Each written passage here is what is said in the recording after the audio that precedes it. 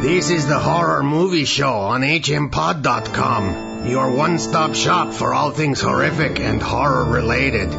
Read the reviews, frolic in the forum, hem and haw over the horoscopes, and listen mightily to the Horror Movie Show with Mark and Jerry, your horrible hosts. Well, hello there. I'm Jerry. And I'm Mark. And we're bringing you another episode of the Horror Movie Show on hmpod.com, on iTunes, on our Facebook page, the Horror Movie Show. We're everywhere. We're everywhere. We are everywhere, and yet we're nowhere. You'll never find us. You'll never find us. This little kid was taunting the police. Oh, come and get me, or something like that. Was this on the news? Yeah. Just the other day, he was on Facebook taunting the police, and it took them less than 24 hours. That's not a thing to do. Don't taunt police. Walk away from police. I think it was in London somewhere, I think. Well, I hope he did something that was worth them finding him. He was just a delinquent kid that came out of jail that broke his parole or something. Oh, what a dumb kid. People are so dumb. There was a local man here in Vancouver who had himself photographed with naked young boys in, like, Thailand or something. Oh, that's right. And he had used some computer program to spin his face so that it was an unrecognizable spiral. And it took some hours, but the police were able to unspin it because all the information was there. It just had to be, and there's a picture of his face. Yeah. There's a bright perv. Well, anybody who does something illegal and puts it on that is an idiot. Oh, of course. You know, cut your face out of the picture altogether. Next time I post pictures of myself with the hitchhikers I've murdered, whatever, I'm definitely not including my face because that was a big mistake. Well, with all that facial hair, no one would recognize you anyway. I gotta comb it up over the top of my bald head. Comb upper. Oh yeah, right over my face. Just my nose will stick through. You'll look like Cousin Ed. Sure. I'm going for it. I'm going for it. I just have to learn to talk. You don't have enough scribbles. On the top of the head. You gotta wear a hat in order to be Cousin Ed. Oh, did he wear a hat? Yeah, he had a hat. Cap. Yeah, he had a No, but only when he was traveling. Only when he was going out. You don't have enough hair up there, so you need a hat. Oh, all right. I'll get myself a cap. Well, folks, that's it for this week. Our tips on grooming. Grooming me. Okay, so this is the third and last part of our Wes Craven retrospective, as requested by hundreds of thousands of people in our listening audience. That haven't given us a dime. Oh, now let's not be petty. Yes, we can. We don't want dimes. We want... Haven't given us a buck. A loon. So we're going to get to a whole slew of Wes Craven's newer movies. Yes, we'll have to do it very quickly. From Scream 1996 on. But first, we got a couple of new movies to talk about. We're going to begin this show with Oblivion. Tom Cruise's latest vehicle. And yet another one where he's named Jack. Yes. He's always named Jack. He had another movie just come out on DVD, Jack Crusher or something like Crusher. Yeah, that's right. And he was Jack. Well, he has played several Jacks anyway. For some reason, he likes Jack. I'm waiting for him to be in Jack and the Beanstalk. Jack and Jill. Yeah, Jack and Jill. Yeah. Jack Be Nimble. Yes. There's one. That sounds too disgusting. So Oblivion, directed by Joseph Kosinski, who was also the writer of the original graphic novel on which this movie was based. Although the screenplay for this was written by Karl Gadusek and Michael Arndt. So it stars Tom Cruise as Jack, Olga Kurilenko as Julia, Andrea Riceborough as Victoria, and Morgan Freeman as Beach. So you saw this? Yes, I did. Did you like it? I liked it. I liked it a lot. Yeah. I really enjoyed it. I saw it in the theater, and it's wonderful to see it up on the big screen. Yeah. Did you see it in 3D? No, I didn't. I saw the 2D version, and it was fine. I didn't need to see the 3D. I'm really not finding 3D adds much to movies for me. No. Gives me a headache sometimes, too, so that's a big bummer. You know, if halfway through the movie I start holding my temples and wishing I was out in the sunshine. So it's too much like real life. Now, there were so many lovely plot twists and turns that we really can't get into, but the twists and turns, I'll just say that I didn't see most of these things coming. And the one review that I had heard about Oblivion was that it just wasn't a very good movie. But I think it was given that review because the critic didn't get it. Because it had so many twists and turns. I think they got lost along the way. Yeah. But I understood it, and I thought it was terrific. It takes you left, it takes you right. You don't know where you are, just as Jack doesn't know where he is in this movie. Yes. He starts off doing a job which is keeping these automated machines running, and these machines are supposed to be tending these gigantic resource collectors, like they're sucking ocean water and blasting it into space. And he's supposed to be just a mechanic technician looking after these machines with his female partner, and that the rest of humanity has left the planet. Yes, there's been a war. There had been an alien invasion, and human beings had won, but at the cost of nuking the whole planet. And so the aliens had been beaten off, but we had to leave the Earth as well. They're living on Titan. So, that's right. Yes. Yeah, moon of Jupiter, I believe it is.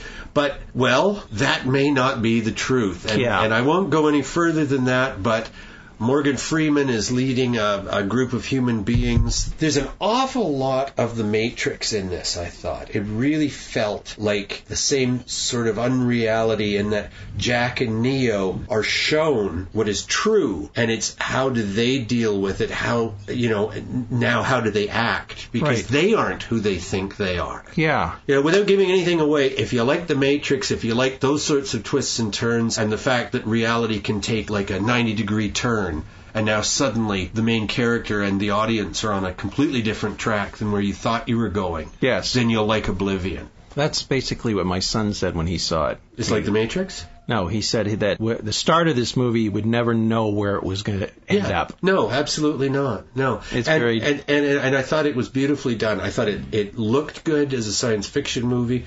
And I thought that everybody did a good job acting-wise. Yeah, it was and I like the fact that it's this woman and man team. Yeah. She stays up above, kind of like monitors everything, That's and right. he goes down and does all the grunt work. Does the dirty work. And the fact that their relationship, they seem to think that they're going to be leaving the planet in a couple weeks. Right. And that reminded me of Moon, that movie Moon. Right. And again, not wanting to give anything away, but there's some real similarities between that movie and Oblivion. Except for Moon wasn't as good. Oh, I really liked Moon, but it's much more understated. This is all special effects. This is a Tom Cruise movie. With tens of millions of dollars spent on the vehicle that he zooms around in. The vehicle he zooms around in is very cool. And actually, this is an $85.5 million movie. No, $102 million. Right. And they've made 85 back so far. Okay. And it's only been out, not very long. Well, I don't think there'll be a sequel. You never know. You never know, though. You never know. There might be a whole army of sequels. Yeah. Oh, well, you can force a sequel. I would like to see them go back to Titan, see what happens. But all right. Not go in there. So we like that. There's not much more we can say without giving too much away. It's a beautiful movie. Yeah. Maybe when it comes out on DVD, we can talk and more spoil openly it for all the about people that didn't go see it in the theater. Oh, yeah. Hey, if they haven't picked up their DVD on the day it's released and go home and watch it that moment. Anyway, are there DVD releases anymore? Sure there are. I haven't bought a DVD. Future Shop are still flogging them. But boy, the section in those stores and Best Buy and the sections of videos in those stores is so much smaller than it was like 5 years ago. They really want online. Everything's download now. Yeah. Instant streaming. Well, not only that, but ordering from home too. Oh, I suppose, but they don't want to have a stock. They want to just be able to order it. I just don't see myself buying DVDs. I can see myself downloading a copy of Oblivion and keeping it on my laptop for 3 or 4 viewings over a few months, but then just tossing it. Really? Because I'll get another copy if I want to see it again. Well, that's true. If you own the download rights, yeah. Yeah. Which makes more sense because really, with collecting anything, I mean, when I was a kid, I bought LP records, right? Vinyl records. Yep. And I had hundreds of them. Yeah. And they took up a lot of space. Yeah, lots. And then the thing is, when you move around, you have to... It's a drag. I still have them in boxes. And they are heavy boxes. Yeah. And every time I move, they get heavier and heavier because I'm getting older. Yeah. But it's same thing. And gravity is increasing. But strangely enough, vinyl, those ones I've kept. But my cassettes, I got rid of all my cassettes. Right. My CDs, I got rid of most of my CDs. Did you? Yeah. Yeah, I still got a nice chunk of them, but half of them I sent off to the used record stores and things like that. Yeah. They really just take up space now. Oh, yeah. Because now I can have one hard drive and have my whole collection on that hard drive. All of it. Yeah, it's and amazing. It's like I don't need to have a big space for it anymore. No, not at all. That way I can afford to buy a small place that I can afford. That's right. Yeah. A box. A box. In the alley. Okay, so that's it. We both liked Oblivion. Next movie we're going to talk about very briefly is called K11. It's a 2012 release, directed by Jared Kurt, written by Kurt and Jules Stewart. It stars E.R.'s Goran Visnyak as Raymond Sachs Jr., Kate Del Castillo as Mousy. She's a huge Mexican actress, very big in the Mexican movie industry, of which other North Americans are really unaware. Strange thing about her character is she's playing a man, playing a woman. That's right, yes, that's right. Well, we'll explain where the movie takes place in a moment. Usually terrific, D.B. Sweeney plays Sergeant Johnson, and I think he's horribly miscast in this, although he does as good a job as anybody could have. Portia Doubleday plays Butterfly, Jason Mewes plays Ben Shapiro, and Sonia Eddy plays Teresa Luna. The movie takes place in what is supposed to be a special penitentiary holding unit for the sexually deviant? Well, I don't want to be mean about it, but yeah, like they're not male, they're not female, they're transgendered, transsexual, trans-twisted, you know. So you have all the prison cliches, but now you have chicks with willies and vice versa. And I thought it was interesting because nobody really knows one way or the other who's male, who's female, who's gay, who's straight. You see, and yet at the same time, I'm not sure that really mattered that much to the story. It's really just a prison riot movie. Well, not even a riot that much. It's basically how do people survive in prison with all these different people. And the hierarchies of power in prison. And stuff. We got Mousy. It's politics and love stories and all sorts of little... rape and violence and just how people survive in that kind of thing. Now, when it first started, this movie, I didn't know what was going on. I thought it was going to be more of a horror movie. I thought it was going to be about a school, kindergarten to grade 11. Really? K11, yeah. Well, they talk about K12, that means where you can go to school right from kindergarten and graduate high school. Okay, K11 is not like that. No, and neither is it a And why it's called K11, I don't know. But well, that's the name of the unit. Yeah, well, I know, but why it's called that, I don't know. Yeah, well, they had to pick something. Yeah. It could have been Q10, but which would be a BlackBerry phone, right? Yeah. No, it's actually, I think it's an ingredient in facial lotion for women. Is it? Q10. Yeah, but Q10 is a BlackBerry phone as well. All right. The newest one come out. There you go. Anyway, I thought this was going to be a little more sinister. I thought it was a little more gritty. Yeah. It didn't turn out that way at all. No, it's got a lot of nastiness in it, especially from D.B. Sweeney, who plays a most twisted character. He's a guard. Yeah, he's sort of he's not quite in charge, thank goodness, but he wants to be. But he wants to be, and he is absolutely awful to all the people under him, so to speak.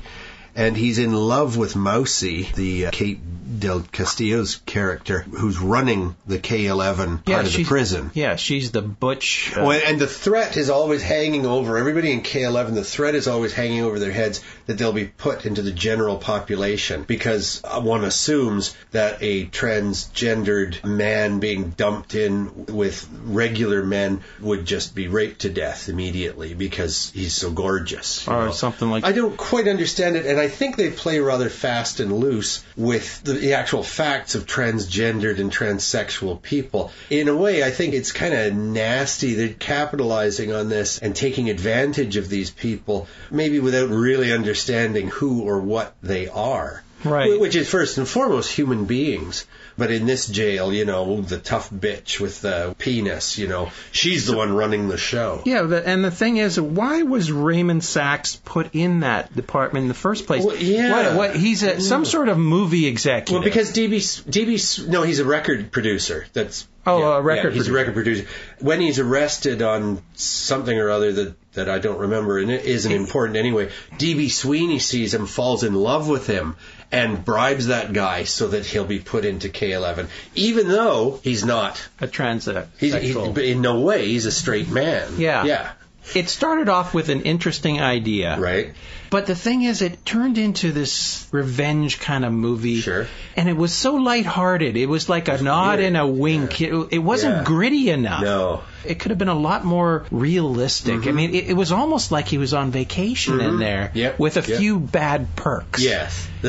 Yeah. That's the part about this movie that I didn't like. He starts to quite enjoy himself. I think. It wasn't a bad experience as far as a bad place to be. He didn't get raped. As long as he once he'd sort of established himself as being a no snitch sort of guy, everyone accepted him. Yeah. I mean, the worst rapist in the group, he gets killed.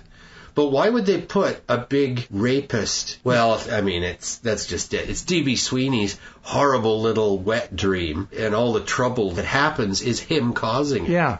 At least for Goran's character. Yeah. It was an interesting movie. I think it could have been a much better movie if it was taken more seriously. Yeah. I think, again, we are asked to watch these movies by up-and-coming directors and actors and writers and so on, and we are absolutely happy to do so. But this one feels weak to me and, dare I say, inauthentic. I don't think it quite knew what the hell it wanted to be. Yeah, whether it was a black comedy or a prison movie. Yeah, it just wasn't gritty enough for me. No. It's supposed to be a prison movie. Yeah. It's supposed to be how people survive in prison and what lengths they will go to survive in prison, and yet it didn't take it far enough. No, I agree. Other than that, I mean, I thought the premise was good. Yeah. I thought the acting was okay. Yep. And I thought that a lot of the scenes were really well thought out. Right. It just didn't go far enough. Yeah. And I thought the acting was good, too, Yeah. Compared to a movie that we talked about a couple of shows ago, Alpha Girls, I thought the acting was better in K11. Uh-huh. However, Alpha Girls hung together better as a story, as a ABC-type movie. Yeah, and I agree. Because I thought the ending was fluffy compared to what it should have been. It was. And as you say, a nod and a wink, and, everything's okay, even though we've seen a guy, get killed with a Bic pen or whatever the hell it was. And women being raped and all sorts of things. All kinds of nasty stuff. So there was nasty stuff in there, but it wasn't consistent. Do you ever see Oz, the movie set in the maximum security U.S. prison? No. This, I think they sort of wanted to be gritty. You talk about grit. That's horrific. And, there's women guards and stuff like that. But this is a male population. And if you don't think that rape and so on goes on, of course you're wrong. I think this wanted to be a little bit of Oz with the sort of transsexual, transgender flavor thrown in for interest's sake, but I don't think it succeeded. No. Yeah. So good first effort, and I look forward to seeing the next movie by these guys, but I can't recommend K11. I've seen a lot worse. Yeah, well, so have I. I've seen a lot worse, and I think there are moments in this film that are pretty good. Mm-hmm. So I could say give it a watch. Yeah, I could easily say that and not feel too bad about it.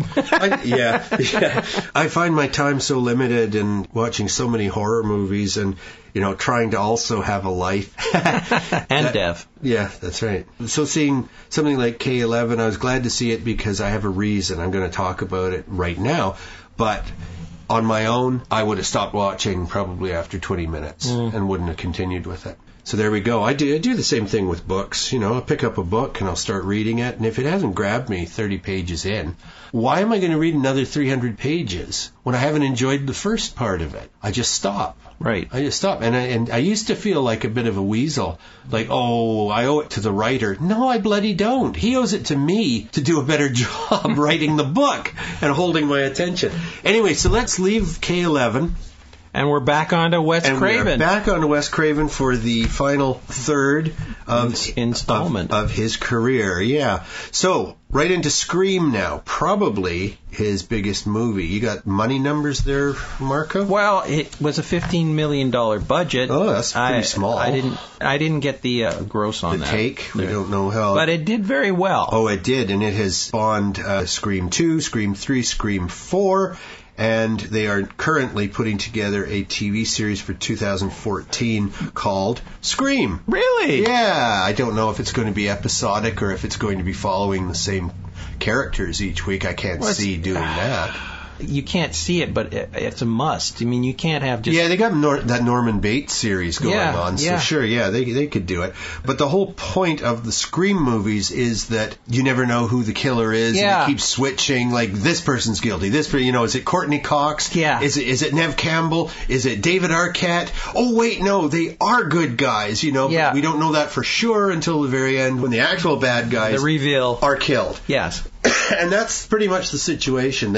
Craven came up with a little formula for Scream. You begin with an unrelated murder of a couple of teenage girls, and then you get into the actual characters who are Neve Campbell, Courtney Cox, David Arquette, and see how they deal with the ghost-faced killer. And by the end, whoever is the ghost-faced killer has been rubbed out. And then the next movie comes along, and it's a copycat. And then the next movie, it's another copycat. And I just watched Scream 4. There was nothing new about it. The formula's there. Except now everybody's old. Yeah. And Neve Campbell and Courtney Cox are not as nice to look at as they were in the first movie.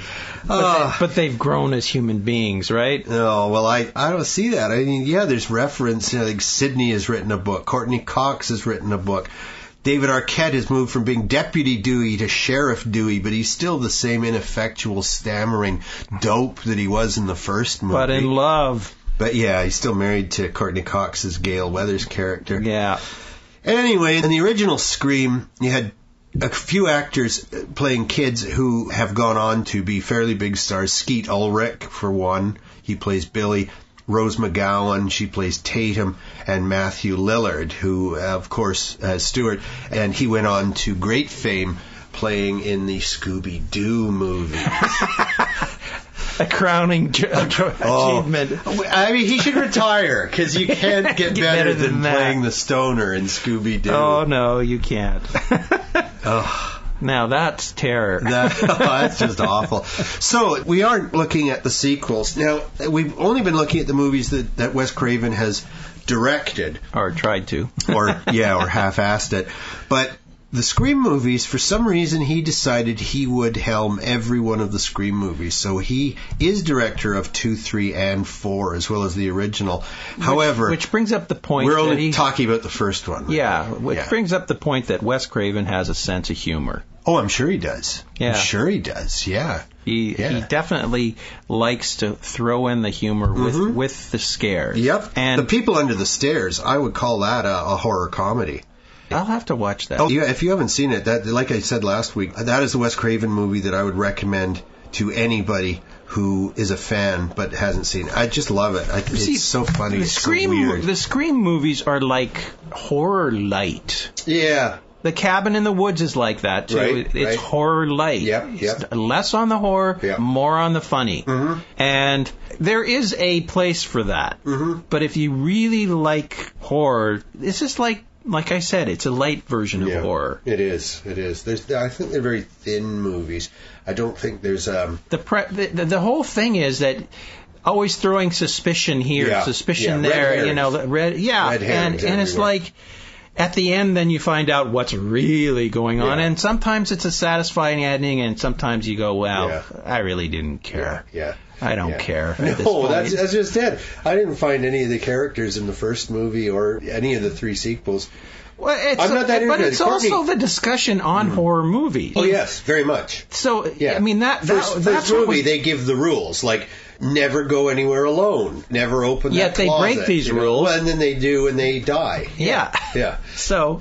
And, of course, the whole thing winds up being kind of a cheat. I think we can talk openly about the first Scream movie. The thing that got me about it is Oh, come on. You mean there's 2 psycho teenage boys doing the killing rather than just one? Yeah. You know, and that's like, oh, well, why didn't you just make it like 8 teenage boys wasn't who were doing... Scream 4 was the same.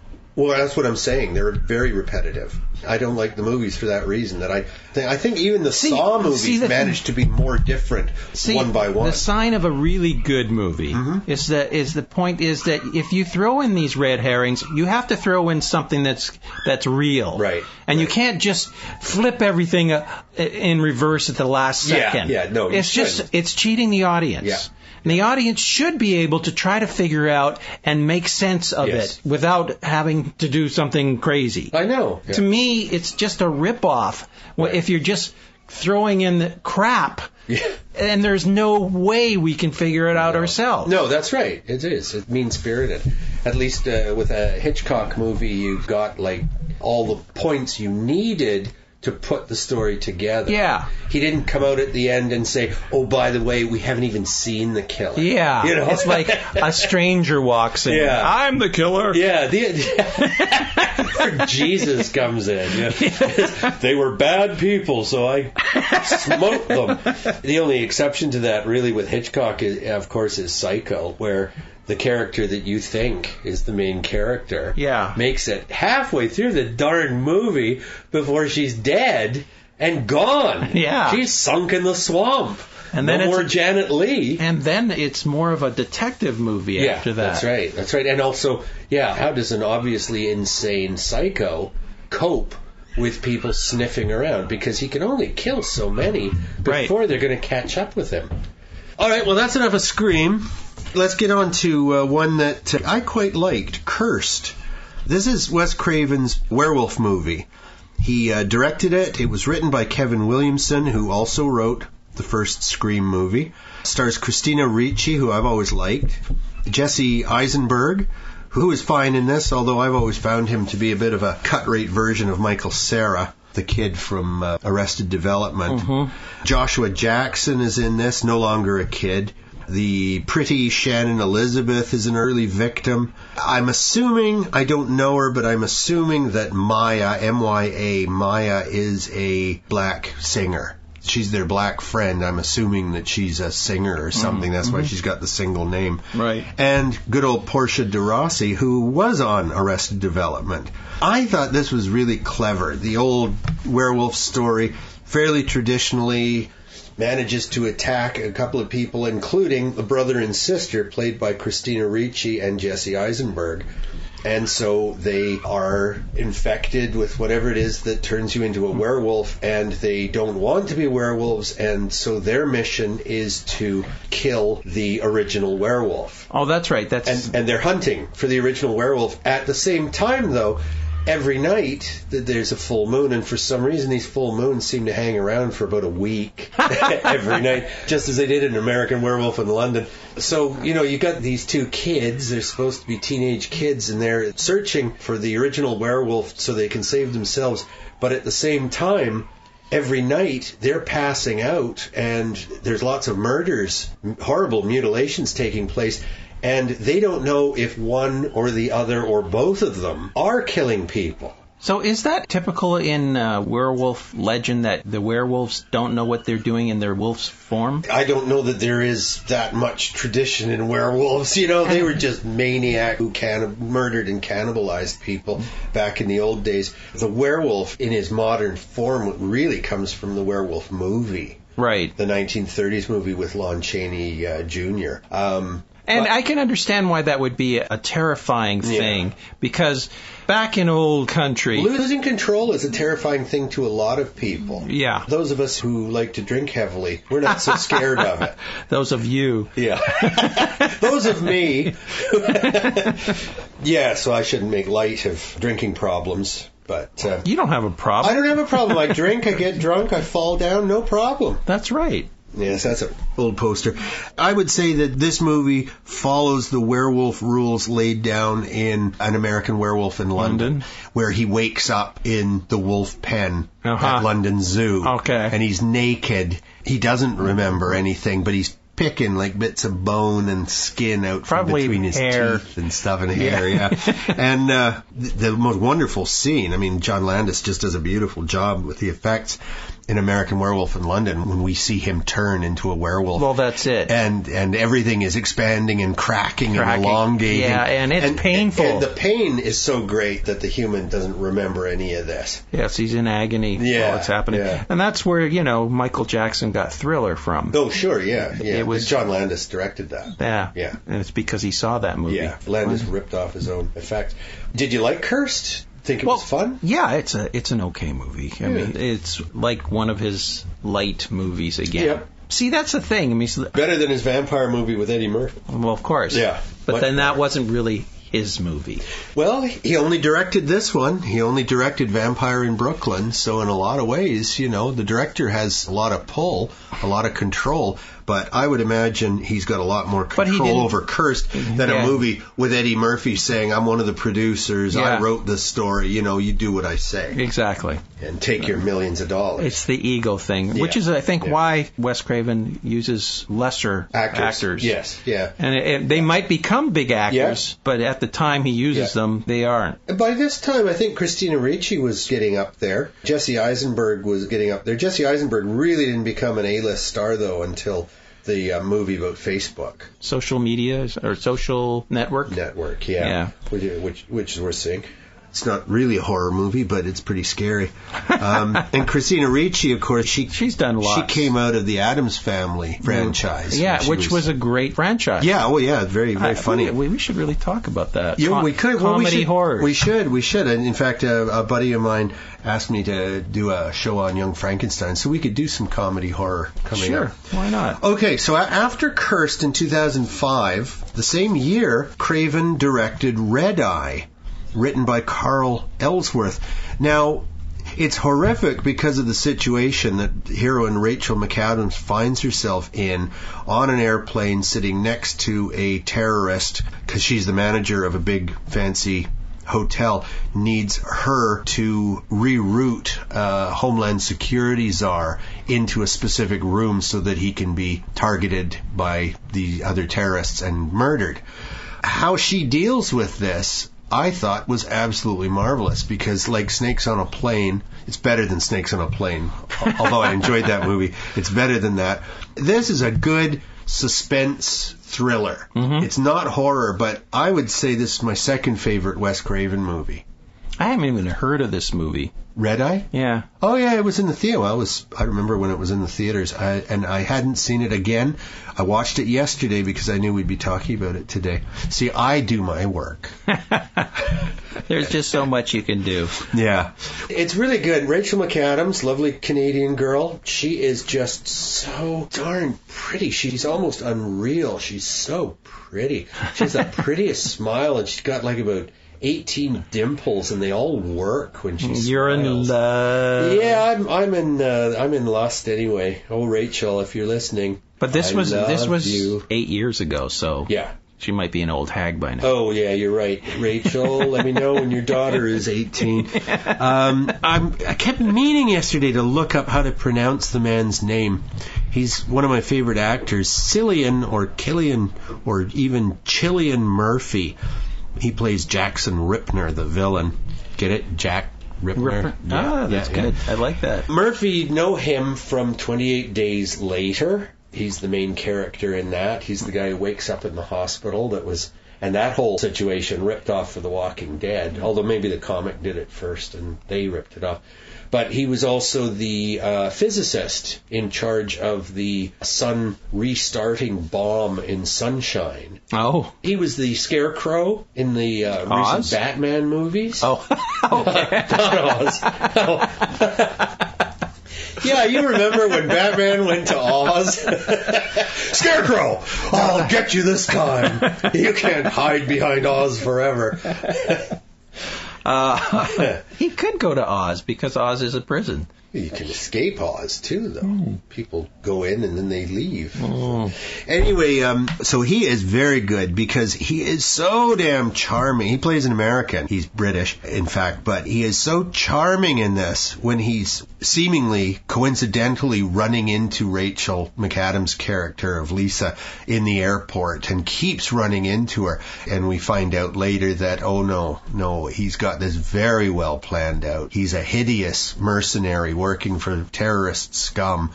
And of course, you have to be on the side of Homeland Security to not root a little bit for Murphy and his henchmen. Right. Because, I kind of find the whole George W. Bush Homeland Security overreaction a bad thing.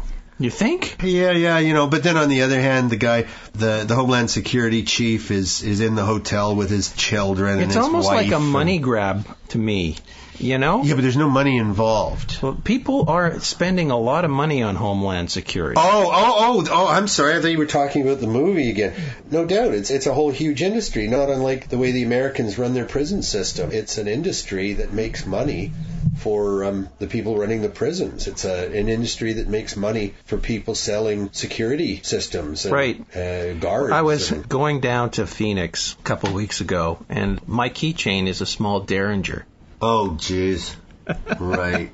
So I'm going through... Does it take caps or something? No. It's just solid? No, it actually has a little trigger thing on it, and it has a hammer, and you can pull the hammer back and... But could you put any kind of bullet in it? No, it's just the barrel is completely solid. No, okay. All right. So that's just silly. So, I'm going through customs, and all of a sudden, there are these two women looking at the screen. Yeah. Looking at it. I'm going, what the hell is they looking at? Because I completely forgot. Oh, I forgot about that cocaine I had in a bag up my bum. And then they call this other guy who's sitting off to the side. Nobody can make these decisions by themselves. Oh, yeah, and this is, I guess, the Homeland Security guy, because he's the one that's making the big decision. Sure. Yeah. And he goes and he looks at it. He says, that's a keychain. And then they let the conveyor go, and they say, "Oh, can we look at this?" And so I fish out my keys and I show it to them. And the two people, again, look at the Homeland Security guy. Can he take this on board? And he says, yeah.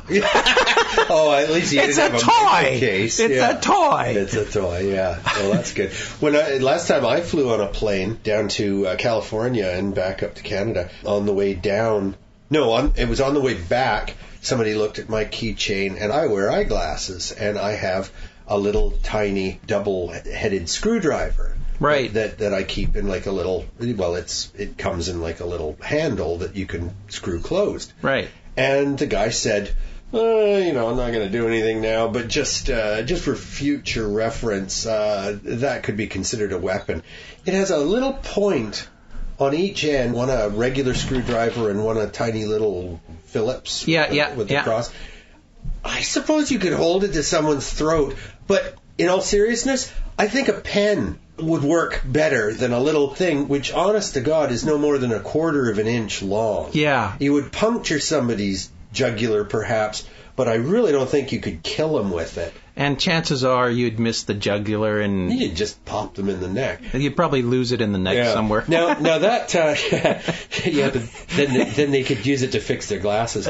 Now, Red Eye, in fact, uses a pen as a weapon. Rachel McAdams' character manages to ram a Bic pen into Murphy's neck. Right. But she does it in the front of his neck, so it's like into his windpipe. Right. So he's quickly examined by a doctor while she's trying to make her escape off the plane that's just landed. Like, she's bided her time and waited until she had a chance of escaping this guy before she rammed him in the neck with this thing. But for the rest of the movie, he's got a stolen scarf wrapped around his neck, and he's sort of talking like this. And I thought that was funny, but the backstory on her character is that she'd suffered horrible rape in a car park, and she had decided that this would never happen to her again. Right. She'd learned, like, karate and judo, so he didn't know who he was dealing with. He may have been following her for 8 weeks surreptitiously, right. But he had no idea that she could fight back. And it was just so nice to see a movie in which the woman isn't just the victim. Right. That she takes care of the bad guy. And then the very end, weirdly, the very, very end, they subvert that by having her dad save her. You know, and I was disappointed by that. Okay. Now, her dad is played by Brian Cox, and he spends the entire movie inside his house, mostly sleeping in an armchair, waiting for phone calls. And who else is in it? I'd like to have a movie part like that. Yeah, no, exactly. Susie Plaxton is in it, and you might remember her from Star Trek The Next Generation. She was Worf's girlfriend. Ah. And she's stunning. In those days, you know, when she was younger, she was like about 7 feet tall and just gorgeous. Very imperial looking, like a Klingon. And in this movie, she's the part. Yeah, she's the senior flight attendant, and she really doesn't have much to do except sort of try to keep everybody sweet. We got to get moving here. We got two more we want to touch on really quickly. One is a 5-minute segment in the 2006 movie Paris, Je t'aime, which means Paris, I love you, or I love Paris. The segment, written and directed by Wes Craven, is Père Lachaise. That is a very famous cemetery in Greater Paris. I haven't been to the cemetery, but I know of it. It's where Jim Morrison and Oscar Wilde is buried there. And in fact, the ghost of Oscar Wilde makes an appearance. Rufus Sewell, who's one of my favorite actors, he was so good in Dark City. He plays William. Emily Mortimer plays Frances. They're both English actors, and it's nice that neither of them is bothering to change their accent. She wants to visit the gravesite of Oscar Wilde, her favorite funny writer, and she's upset with him because he can't appreciate this, and he's so humorless and dour. Dead. No, her fiance. That was a joke. Yes. That was a joke. Okay, her fiance is so humorless and dour, and she's just coming to realize that she can't marry him, and she runs away, like heartbroken, because he's such a jerk. And he trips and falls and knocks his head against Oscar Wilde's tomb. And when he sort of comes to a moment later, rubbing his scalp, here's Oscar Wilde sitting in an easy chair in the middle of the cemetery saying to him, you know, he makes a couple of witty remarks, and then he says, you know, you better go after her, old boy. If you don't catch her now, you'll lose her forever. So he goes running after her, gives her a couple of Oscar Wilde lines, which are her favorite lines of all, and true love prevails. But I thought, it's a lovely little moment, and it is an important part of the city of Paris, because it is such a famous, you know, like the cathedrals in England, where, like St. Paul's, where all the great writers are buried. The Père Lachaise Cemetery is where all the famous French writers have been buried. So just so you know, that this movie was directed by 20 different directors. Yep. Each of them getting about 5 minutes. Yeah. So this was just his little... I only watched, and it was just yesterday I watched it, and I watched it on YouTube. I just found his one segment. I didn't have time or reason to watch the whole movie. But I will. I'll go back because the Coen brothers have got a segment, you know, all kinds of people. So I look forward to seeing the whole movie one of these days. And the last movie we want to talk about is 2010's My Soul to Take, written and directed by Wes Craven. Stars Max Theriault as Bug, John Magaro as his best friend Alex, Emily Mead, the gorgeous Emily Mead, as his big sister Fang, Denzel Whitaker as their black blind friend Jerome, great name, and Xena Gray as Penelope. So, real quickly, this story has to... Geez, what is the story? God, it was a terrible movie. I really, really couldn't stand it. Sleepy town of Riverton. That's it. Sleepy town of Riverton. And 16 years to the day that the action begins, a mass murderer who had been captured by the cops starts to bust free, and he's slaughtering cops left, right, and center, and you cannot put this guy down. He takes several bullets directly to the chest. I hate that. Yeah, nobody ever thinks to shoot these maniacs in the face. Yeah. Right in the eye. Or between the eyes. Anyway, the idea is that this guy, you know, rather than... They keep calling him schizophrenic, which really angers me, because schizophrenia is not the same as multiple personality. They have nothing to do with each other. But this idea that a schizophrenic, you know, has got 30 personalities buried inside of them, and each pops up to do something terrible. Right. Anyway, shame on you, Wes Craven. You do know better, I'm sure. But we don't know who Bug's father is. There's a good chance. Interesting names that he's... I know. Bug and Fang. He uses those type of names in a number of his different movies. So, okay, it was 16 years before, and that night, when the maniac was either killed, or, like shot to death, or drowned, or burned up in an ambulance fire, or escaped. Because he could well have got away. So it's almost like he's made a sequel within his... But the 16 years before that night, there were 7 premature births in Riverton. And every year on their birthday, these 7 kids get together in the woods and they perform like a little ritual that they've been doing since they were little kids. And that is to kill a mock version of the maniac to keep themselves safe. And their ceremony is interrupted on their 16th birthday by the cops, and because they can't do it, now, of course, he's free. Opens the gateway. But is it? Or is it one of them? Of the kids. Yeah. So you know, there's aspects of Scream in there, there's aspects of Nightmare on Elm Street in there. Again, Craven is borrowing... From himself, you know, so you can't call it stealing. He owns it, but my goodness. He's recycling. Yeah, he's environmental.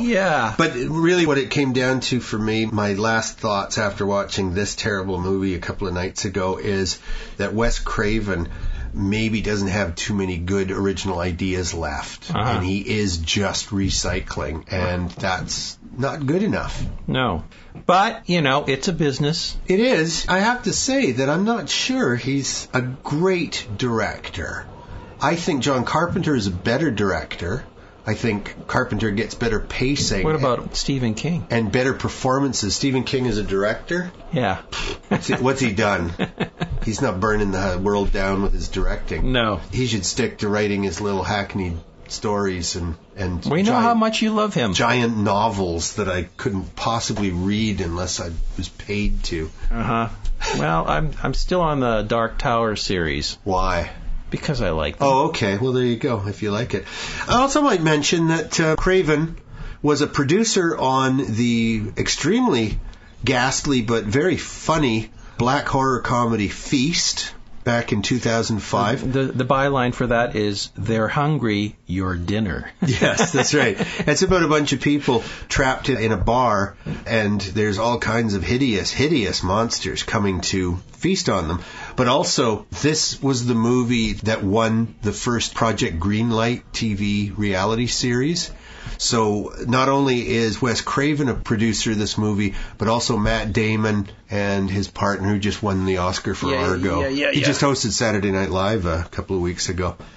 That's a movie worth checking out. Only a $3.2 million budget. Yeah, oh, it's super cheap, yeah. Ben Affleck. Yeah. That's the other. So that was their TV series, and then they got, because they chose a horror movie, they got Wes Craven involved as a producer to help the newcomers get along. They've made at least 2 more Feast movies since, and none of them is as good as the first one. Okay. He was also a producer on the Wishmaster movie in 1997, which has gone on to spawn probably like half a dozen sequels.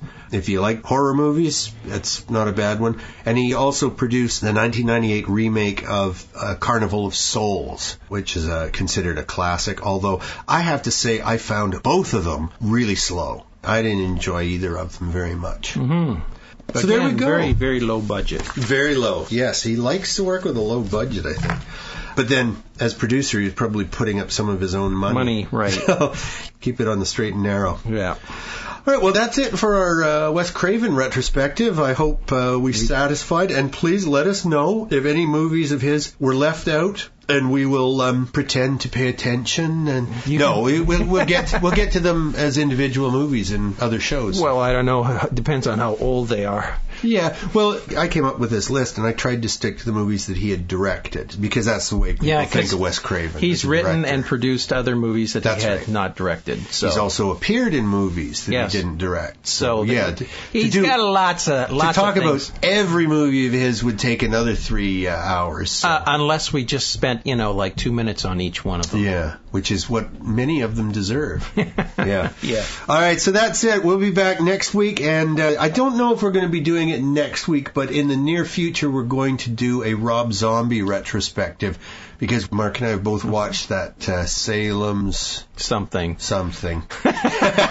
Again, it was an okay movie, but whatever it was, we'll know the name by the time. Sherry Moon zombie stars in it. Anyway, all right. Doesn't really matter. No, we'll let you know when we're going to be doing that show. That's it. Yeah. So long from Jerry. Goodbye to